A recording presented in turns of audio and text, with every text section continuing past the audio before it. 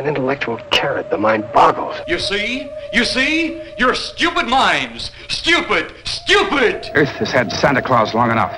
We will bring him to Mars. I've been afraid a lot of times in my life. But I didn't know the real meaning of fear until I had kissed Becky. One thing will be clear. It's not for man to interfere in the ways of God. It's alive. Oh, it's alive. It's alive. It's alive.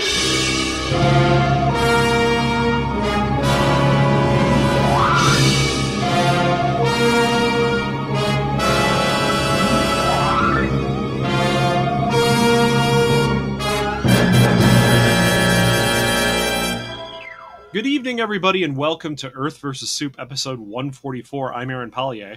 And I'm Darlene. We watched The Mummy's Tomb from 1943 today. Or is it from 1943 or 1970? 1942. Is it? October 23rd, 1942. It's 1970. Because it takes place 30 years after the previous Mummy movie. So it has to be, because they constantly say all the way through it, it's 30 years since the events of the last movie. Okay, so it's in the future. It's in the future. Do they do anything that is futuristic? No. No, of course not. They even talk about how the war is going on. Yes. And it's... Their time is real weird. Yes. Time is very fluid in this movie. The series. The series? Movies. Yeah, maybe. Series of movies, because we already had the discussion at the Mommy's Hand, that it didn't fit the Mummy in time. It didn't, you're right. And then this one is supposed to be 30 years in the future, and I will say they did make the two characters that were returning. Yeah, the two main characters from the previous movie. They're only a year later or 2 years later. Yeah, so it's... And they made them look older by makeup. Yes. So it's a return of Stephen Banning and Babe Hansen, the archaeologist and his doofus friend from the Bronx. But Babe. in this... But Babe is actually like a reasonable human being in this. Yes. Like, he's not just comic relief. Well, he actually isn't comic relief at all. And you actually had George Zucco return. George as Zucco. The high priest. Yeah. And for just a moment. I hardly recognized him. They really put a lot of makeup on him. Now, and he overhammed it. I will say, again, before we go into the plot, this might arguably be the weakest of the Universal films. No, it is the weakest Universal film that we've watched for the show so far. I can't, because we have not watched all the Universal horror movies. To let you understand, 11 and a half minutes of it is regurgitating the events of the first film. The last film. The last film, which was Mummy's Hand. Yeah, The Mummy's Hand. And it is literally just showing footage. It's not them like going over it in dialogue and like moving the plot forward. The movie just doesn't really even start at all until, except for the discussion that was going on for about 15 seconds. 1 minute. So it's a movie that is like 61 minutes long or something 60 minutes long, and a full sixth of it is entirely pointless. Okay? So the best estimate, let me rephrase that. The best case scenario for this movie is that it is an hour-long TV movie with commercials. Is it that, Darlene? No. No. Doubled with night monsters. Okay, well. That's all I have. Now, you know what, Darlene? I was so incredibly bored by this movie, I can't tell you the plot. I don't even think I even looking at my notes. Do you want me to go? I think you actually need to. Like, looking at my notes, I have nobody's name except like Banning. I didn't even know, okay, his son is in this. There's a character who is supposed to be his son. I didn't even know his son's name. John. I didn't even know his son's name until near the end of the film when we got it on a telegram. Oh. Because I laughed because his sister was Jane. Yes. And did you know his wife's name. Now remember, No, I just have it as Mrs. I again learned this in the last 5 minutes of the film. I'm sure it was said like right at the beginning, but it was so quickly. And I thought that she was married to him through the entire film up until the end, where it turns out they're getting married. Oh, you're talking about Isabel. Isabel. Yeah, Isabel. I no idea. I had no idea. So I just said like wife through this entire movie. Oh, you're talking about John's. I thought they were married already. No, I didn't get that at all in the beginning. Totally did. See, I'm sorry that we're not talking about the plot because, again, as I said, I was so incredibly bored by it, even taking notes, because I take notes while we watch these films. I'm looking at my notes, and I still can't tell you the plot. I know what it is because it's a rehash of the last film, effectively. I really have to say one other thing. There's the character that's supposed to take the place of the high priest, and he becomes the high priest. He's a creep. And it's really bad when you have the last name of the character being the last name of the. Yeah. You know what, Darlene? Hold on. This is the same plot as the second film, The Mummy's Hand. This is the same plot. The only difference is that now it's taking place in Mapleton. It's taking place in America. It's taking place in America, and the whole reason the mummy is going around and attacking people is because the old high priest, played by Zucco, says you have to get revenge on all of the Banning family because they opened up the tomb and they deserve to die. So otherwise, it's the exact same goddamn plot. Yes, it is. Dogs bark when the mummy comes through. I like that there was secondary characters, but you were confused in the beginning because you didn't know if there were any, because they were right in the beginning. Yeah.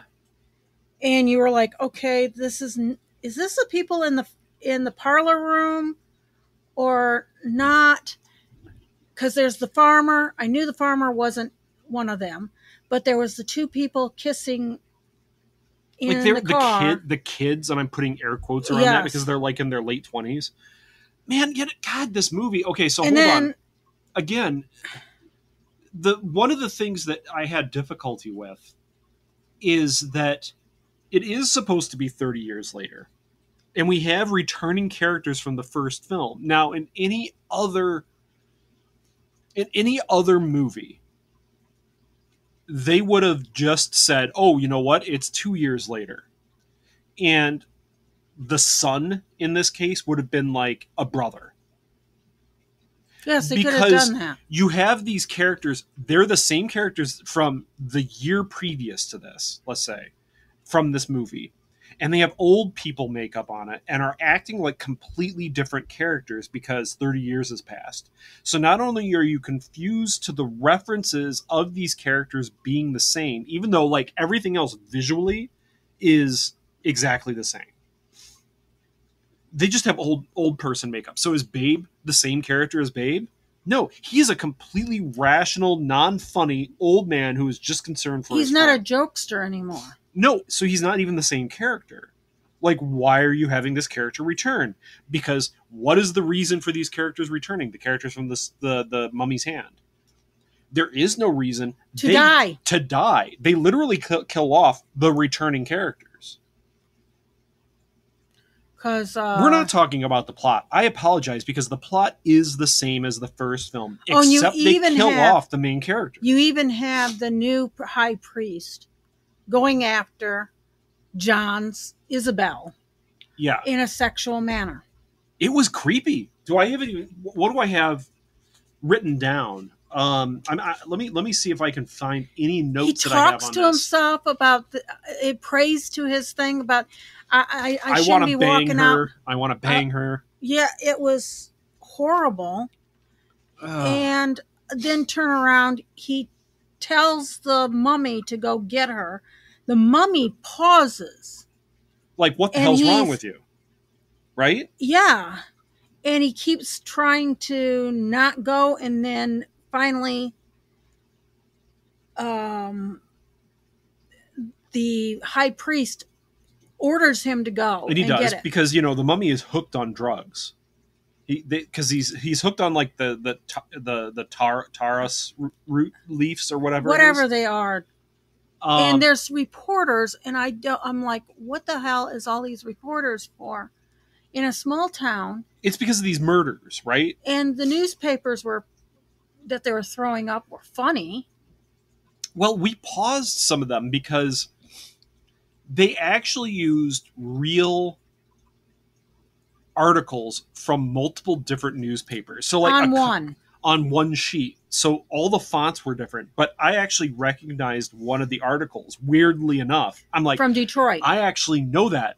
Yeah, and it's because it was a big thing back in the 1930s, and I even learned about it in school. And it was finding this baby mammoth, very well preserved, in Bloomfield Hills, Michigan. And I'm like, I know that. I've heard about that in history, and it turns out, yeah, it was a thing, like in 1930.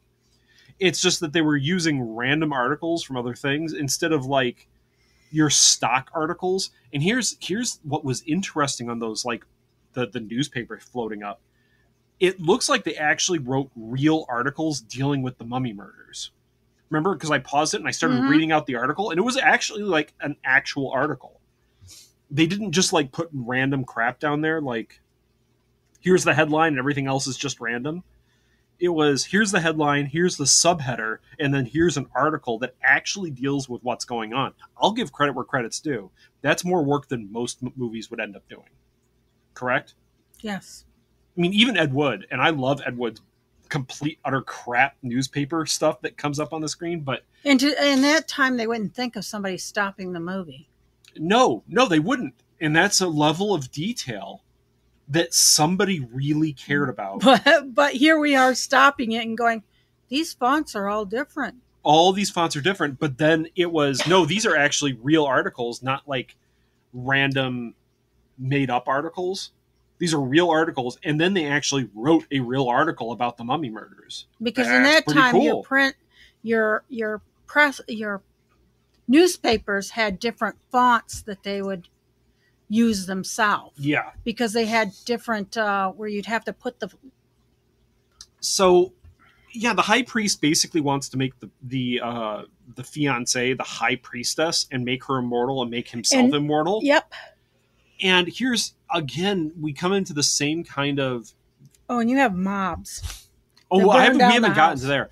But we have the same kind of logical issue here where the high priest seemingly all know, the high priest that passed this along, how to become immortal. And they all seem to be very kind of upset that they are dying. So why don't they become immortal?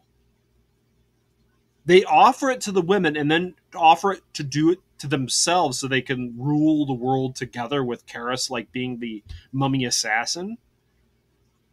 What's stopping them from just being immortal? I don't know. The bullets don't seemingly hurt the mummies.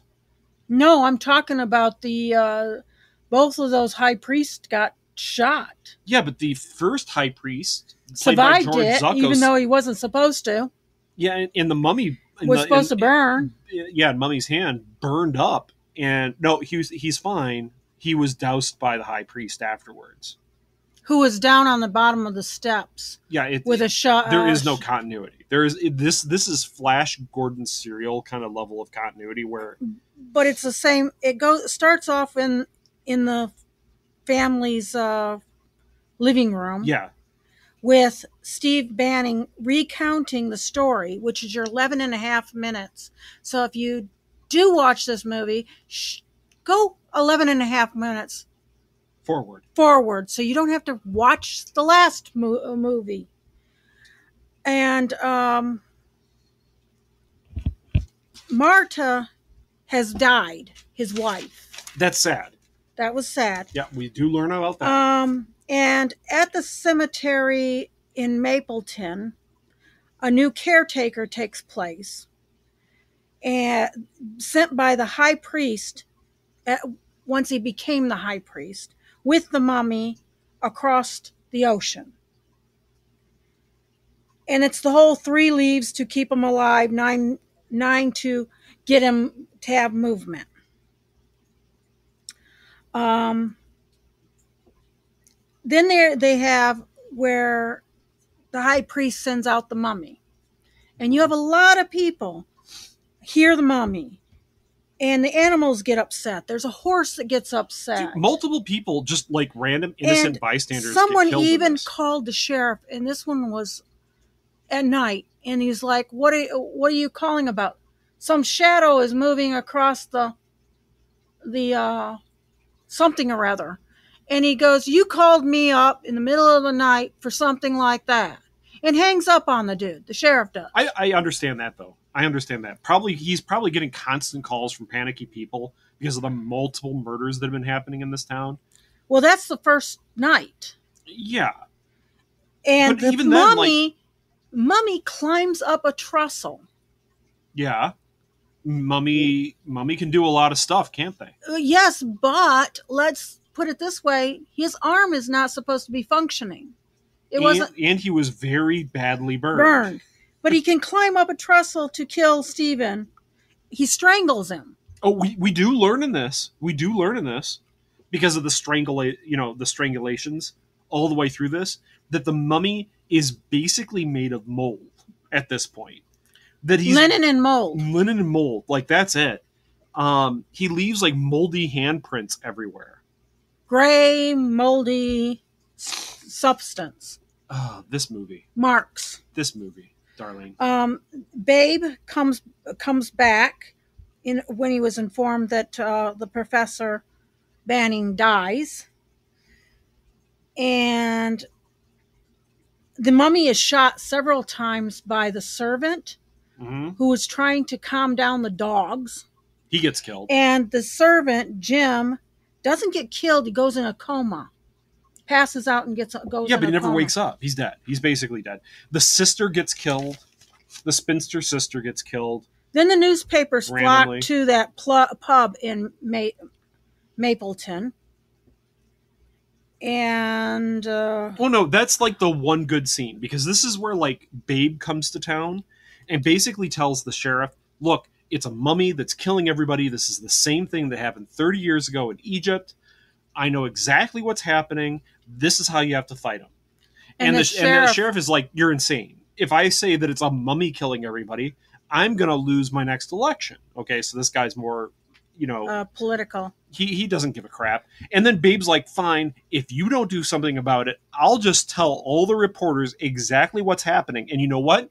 If they call me crazy, I don't care because in the end, I know I'm right. And they'll know I'm right, and they're going to blame you." And he just walks out because the sheriff just laughs him out. And what does he do? He goes to the bar and starts telling all the reporters that it was some grayish marks on the thing, and it's a mummy. It's from Egypt. It has to do with think I missed something here because I think the high priest said that he saw the mummy down the street. It wasn't the high priest that saw it.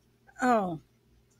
I didn't know who said it. The high priest was in the bar when Babe started just blabbing to everybody, and that's where he like got the mummy to come towards the bar. That's where they said, "Oh, I saw a shadow," etc., etc. That's how Babe gets killed.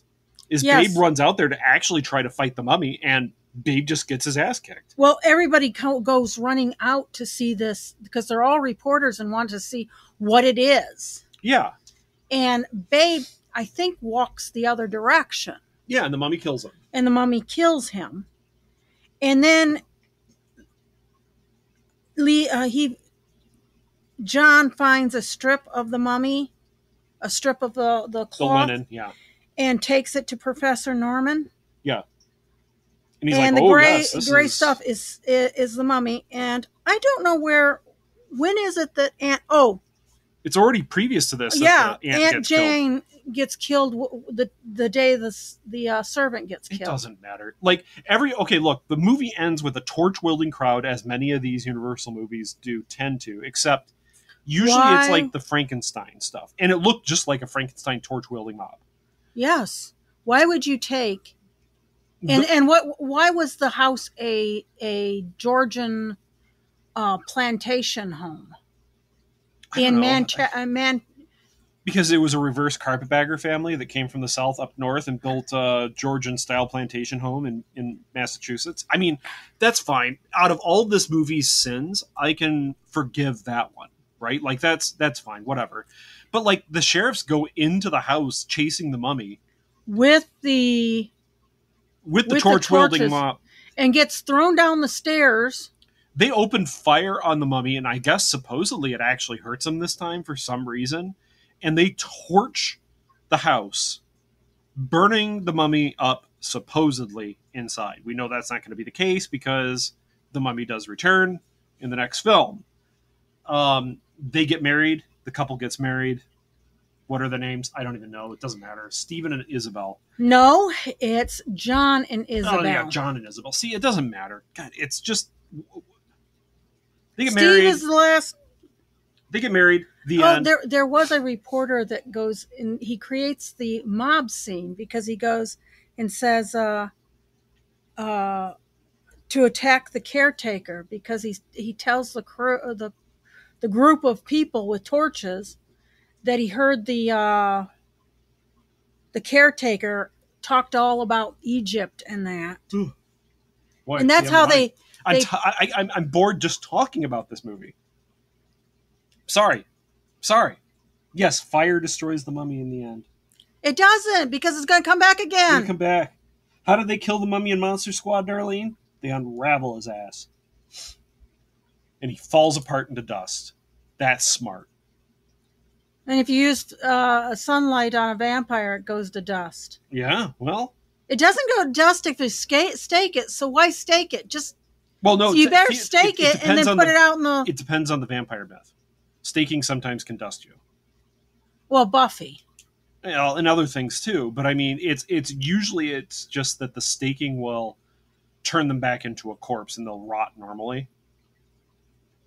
I'm just like, you gotta, if you're doing There's by lots all of the dust. lead, you better put them out in the sun after you've staked it. Yeah, basically and then douse them with holy water and cover them in garlic blossoms and pizza.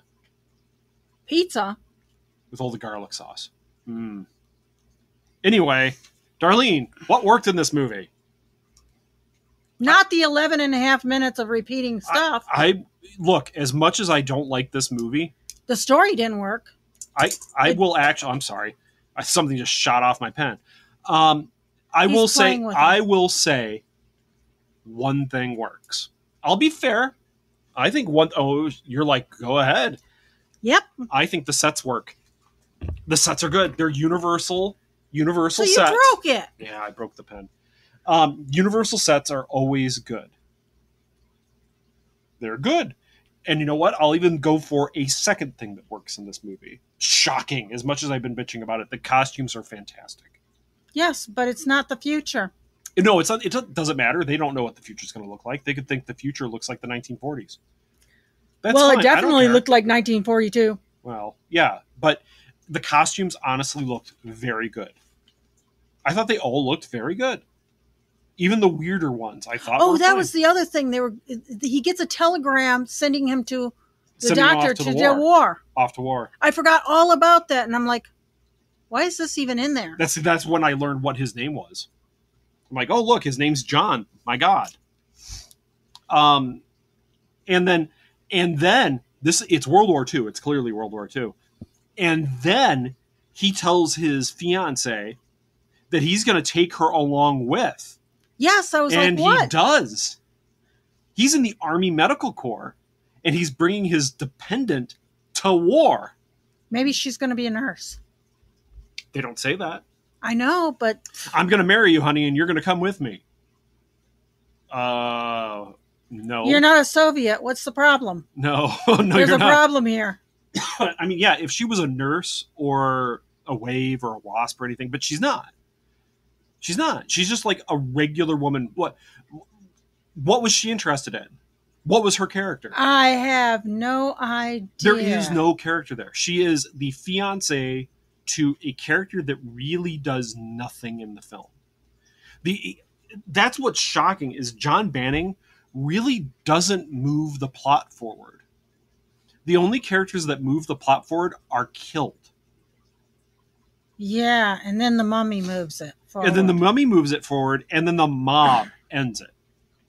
So our main characters are either killed or do nothing. And the sheriff is the most inept.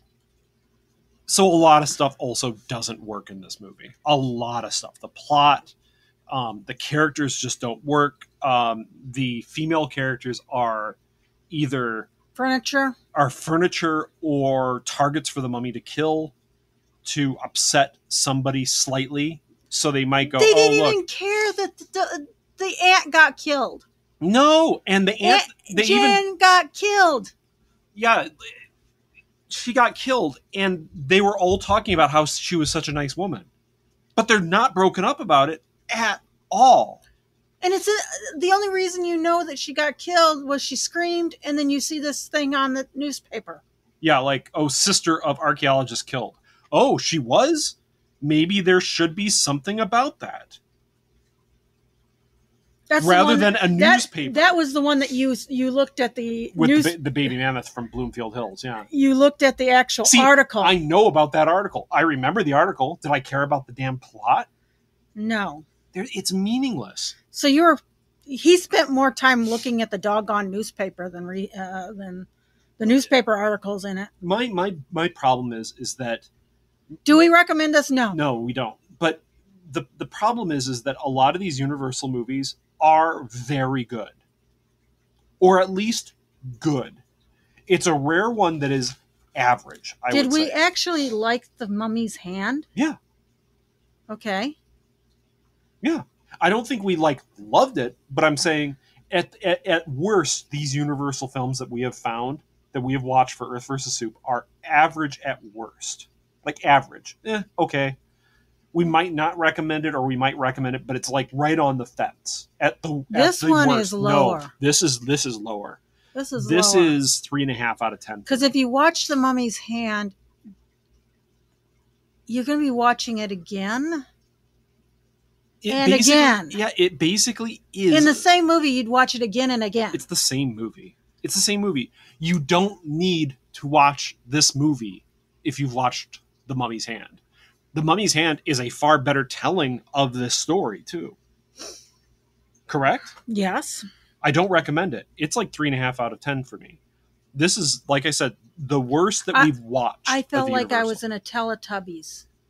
Just again. Yeah. You know, the Teletubbies, you know how you have the 15 minutes and then you have 15, them telling it again. Yeah. Doing the same movie, same show. Exactly. And you didn't feel connections to the characters that you should have as returning characters because they were basically playing entirely different characters. It would have made far more sense for, hey, we're going to have the returning characters. I do have one good thing to say. I like that Babe actually grew up in that time. Yeah, but if you're having the characters return, have the characters return. There's a reason why you're bringing them back, and it's people like them. So don't have them be completely different. You didn't need to have this in 30 years in the future. It could have been the next year back in Massachusetts. 2 years later. Something like that.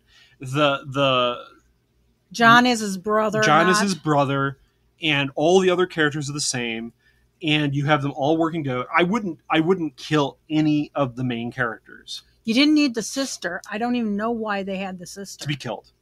Because she's nice and lovely and she's an old lady, and that's awful that an old lady gets killed by a mummy. That's the only reason. But they could have had John and it could have been their mother. Mother. Yes. John and that would have been a little more impactful, right? Yeah. That would have been better to have her first before Stephen. And then then you have Stephen and John mourning the... Yes, and you have Stephen and John working together to defeat the mummy. Let's say, hey, look, Maya, the woman from the first movie, maybe she's actually the first one to be killed. And Stephen is completely broken up because they had just gotten married or something like that. And now he has to take care of his son. No, now he has to take care of, there's an infant. There's an infant. And you have his brother John and his wife Isabel. Okay, they're already married. We don't need any of that crap. He was going to go off to war.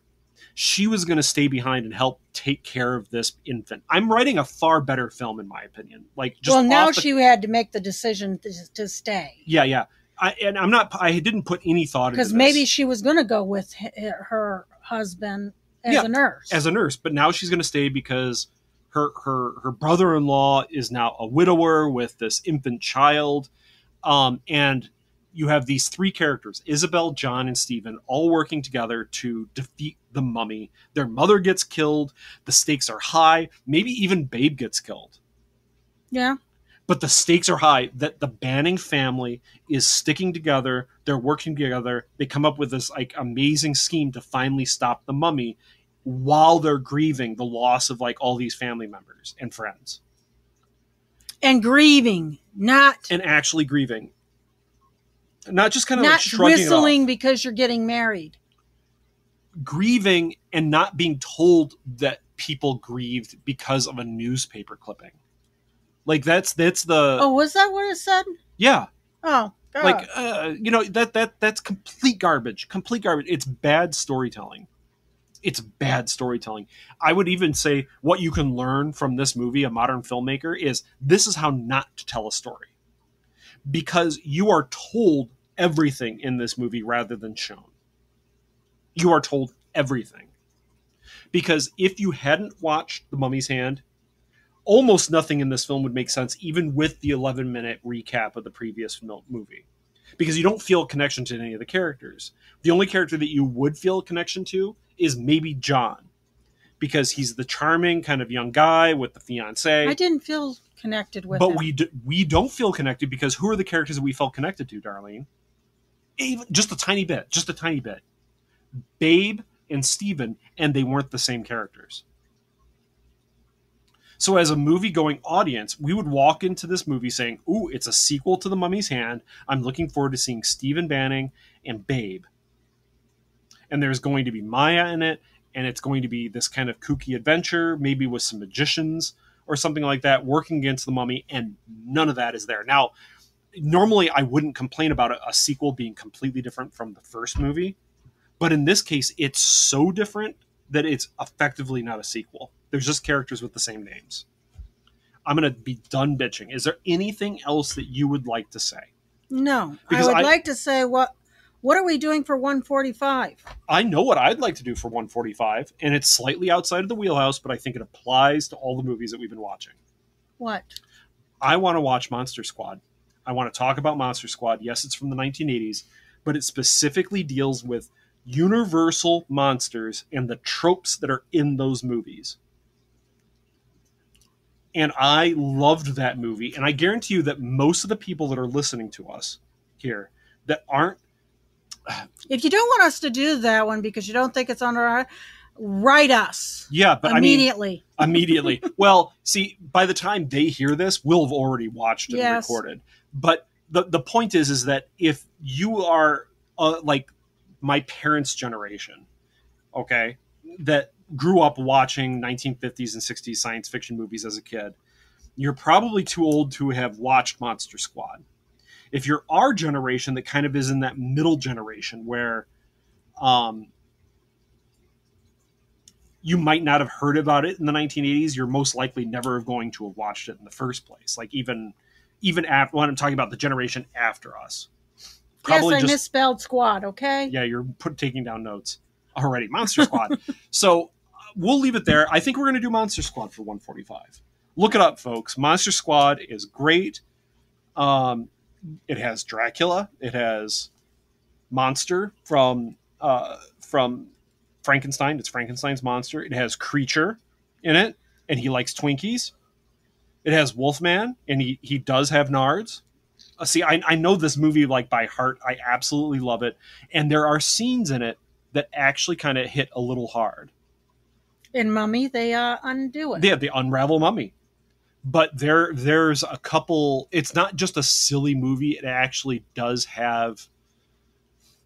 As I said, it has a couple hard-hitting moments in it, at least for me. We'll do that next.